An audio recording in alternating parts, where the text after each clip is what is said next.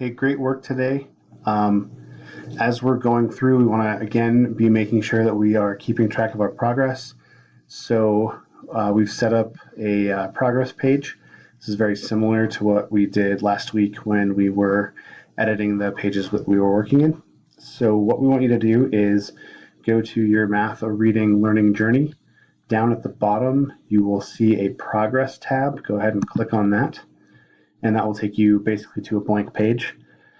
There are three colors that we're going to use as we go through our progress. So if you have finished all of the practice pieces for a measurement topic, you are going to color code that yellow. So for example, if you finished counting cardinality measurement topic 1, you would shade that one yellow.